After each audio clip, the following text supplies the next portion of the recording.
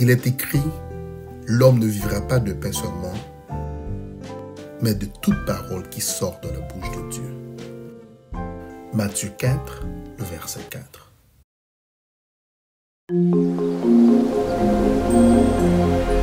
Christian Hub. Bienvenue sur votre chaîne Christian Hub, le centre chrétien.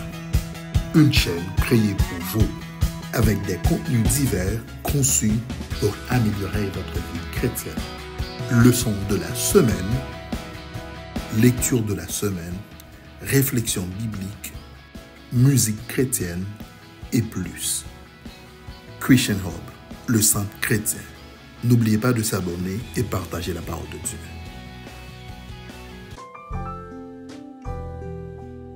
Merci d'être là pour une nouvelle leçon. Et si vous êtes nouveau, je vous souhaite la bienvenue sur votre chaîne Christian Hub.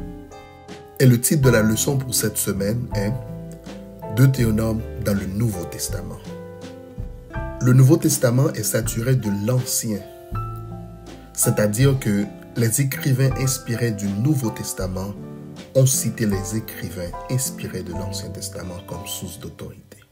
Jésus lui-même dit, il est écrit, Matthieu 4, verset 4, ce qui signifie, il est écrit dans l'Ancien Testament. Et il dit, afin que les Écritures soient accomplies. Ce qui signifie les Écritures de l'Ancien Testament.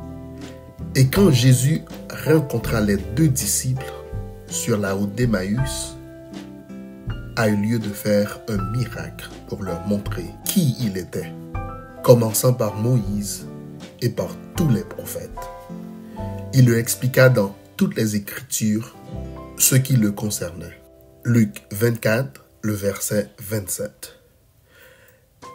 Qu'il s'agisse de citations directes de l'Ancien Testament, d'allusions ou de références à des histoires ou à des prophéties, les auteurs du Nouveau Testament utilisaient constamment l'Ancien Testament pour étayer, voire justifier leurs déclarations. Parmi les livres souvent cités ou mentionnés étaient Deutéronome, ainsi que les Psaumes et Ésaïe, Matthieu, Marc, Luc, Jean, Actes et Romains, et aussi dans Galates. Sans oublier 1 et 2 Corinthiens, Hébreux, les épîtres de l'Apocalypse retournent tout à Deutéronome. Cette semaine, nous allons examiner quelques-uns de ces cas et voir quelle vérité présente, nous pouvons en tirer. Nous vous invitons à étudier cette leçon pour le sabbat 18 décembre. C'est une leçon d'importance capitale, alors n'oubliez pas d'étudier la leçon pour cette semaine.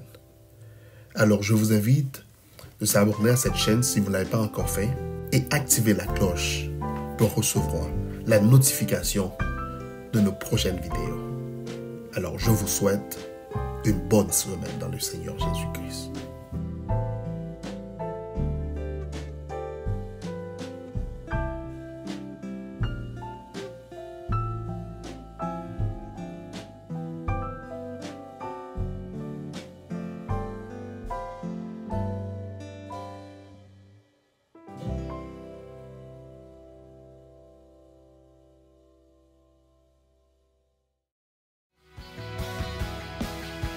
Merci d'avoir visité la chaîne pour écouter la parole de Dieu.